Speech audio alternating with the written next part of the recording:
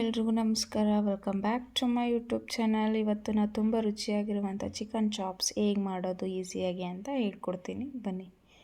ಈಗ ನಾನು ಒಂದು ಮಿಕ್ಸಿ ಜಾರ್ಗೆ ಒಂದು 5 ಬೆಳ್ಳುಳ್ಳಿ ತೊಗೊಂಡಿದ್ದೀನಿ. ಹಾಗೆ ಒಂದು 3 ಇಂಚಷ್ಟು ಶುಂಠಿನ ತೊಗೊಂಡಿದ್ದೀನಿ. ಚಾಪ್ಸ್ಗೆ ಸ್ವಲ್ಪ ಶುಂಠಿ ಬೆಳ್ಳುಳ್ಳಿ ಜಾಸ್ತಿನೇ ಇರಬೇಕು. ಹಾಗಾಗಿ ಖಾರಕ್ಕೆ ಬೇಕಾದಷ್ಟು ಹಸಿಮೆಣಸಿನ್ಕಾಯಿ, ಒಂದು 4ರಿಂದ 5 ಚಕ್ಕೆ ಲವಂಗ, ಹಾಗೆ ಒಂದು 4 ಕರಿಮೆಣಸು ತೊಗೊಂಡಿದ್ದೀನಿ. ಒಂದು ಅರ್ಧ ಹಿಡಿಯಷ್ಟು ಕೊತ್ತಂಬರಿ, ಹಾಗೆ ಒಂದು ಅರ್ಧ ಹಿಡಿಯಷ್ಟು ಪುದೀನ ತೊಗೊಂಡಿದ್ದೀನಿ. ಹಾಕ್ಕೊಂಡು ಈಗ ನೀಟಾಗಿ ಮಿಕ್ಸಿ ಮಾಡ್ಕೊಳ್ಳೋಣ.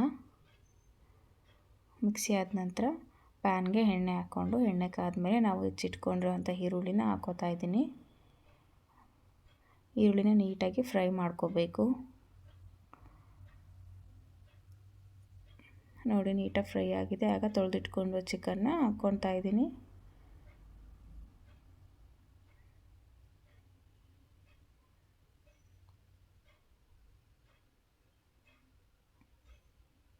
ಹಾಕ್ಕೊಂಡು ನೀಟಾಗಿ ಎಣ್ಣೆ ಎಲ್ಲ ನೀಟಾಗಿ ಚಿಕನ್ಗೆ ಹಿಡಿಯೋ ಥರ ನೀಟಾಗಿ ಮಿಕ್ಸ್ ಮಾಡ್ಕೋಬೇಕು.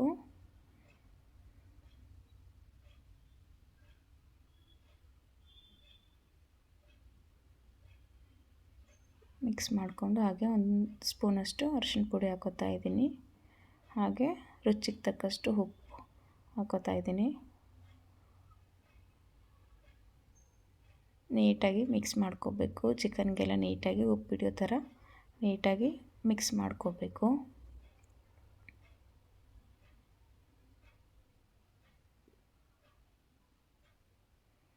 ಮಿಕ್ಸ್ ಮಾಡ್ಕೊಂಡು ಒಂದು 10 ನಿಮಿಷ ನೀಟಾಗಿ ಲಿಡ್ನ ಕ್ಲೋಸ್ ಮಾಡಿ.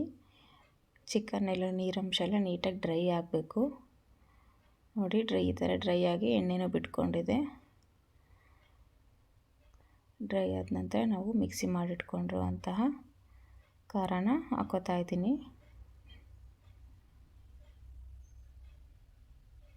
ನಿಮಗೆ ಗ್ರೇವಿ ಸ್ವಲ್ಪ ಜಾಸ್ತಿ ಬೇಕು ಅಂದರೆ ಅದೇ ಜಾರ್ಗೆ ಸ್ವಲ್ಪ ನೀರು ಹಾಕ್ಕೊಂಡು ಕಲಿಸ್ಕೋಬಹುದು. ಗ್ರೇವಿ ಜಾಸ್ತಿ ಬೇಡ ಅಂತ ನಾನು ಸಾಕು ಅಂತ ಇಷ್ಟಕ್ಕೆ ಕಲಿಸ್ಕೊತಾ ಇದ್ದೀನಿ. ನಿಮ್ಗೆ ಬೇಕು ಅಂದರೆ ಸ್ವಲ್ಪ ನೀರು ಆ್ಯಡ್ ಮಾಡ್ಕೋಬಹುದು.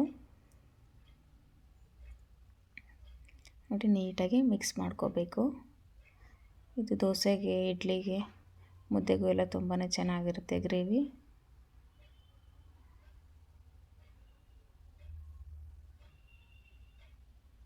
ಸ್ವಲ್ಪ ಟೇಸ್ಟಿಗೆ ನಾನು ಒಂದು 1/2 ಸ್ಪೂನಷ್ಟು ಚಿಕನ್ ಮಸಾಲ ಹಾಕ್ಕೋತಾ ಇದ್ದೀನಿ.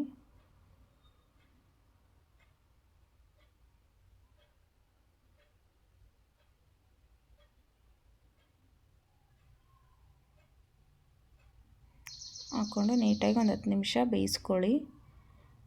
ಮೀಡಿಯಮ್ ಫ್ಲೇಮಲ್ಲಿಟ್ಟು ಬೇಯಿಸ್ಕೊಳ್ಳಿ. ಆಗ ಬೆಂದಿದೆ ಅಂದಾಗ ಒಂದು ಅರ್ಧ ಸ್ಪೂನಷ್ಟು ನಿಂಬೆ ರಸನ ಹಾಕ್ಕೋತಾ ಇದ್ದೀನಿ. ಹಾಕ್ಕೊಂಡು ನೀಟಾಗಿ ಮಿಕ್ಸ್ ಮಾಡ್ಕೊಳ್ಳಿ.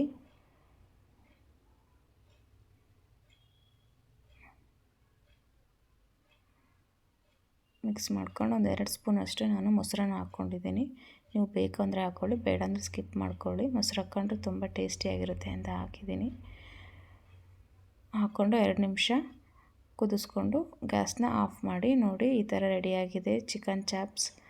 ನೀವು ಒಮ್ಮೆ ಟ್ರೈ ಮಾಡಿ ನೋಡಿ. ನನ್ನ ಚಾನಲ್ ಸಬ್ಸ್ಕ್ರೈಬ್ ಮಾಡಿಲ್ಲ ಅಂದರೆ ಪ್ಲೀಸ್ ಸಬ್ಸ್ಕ್ರೈಬ್ ಮಾಡಿ.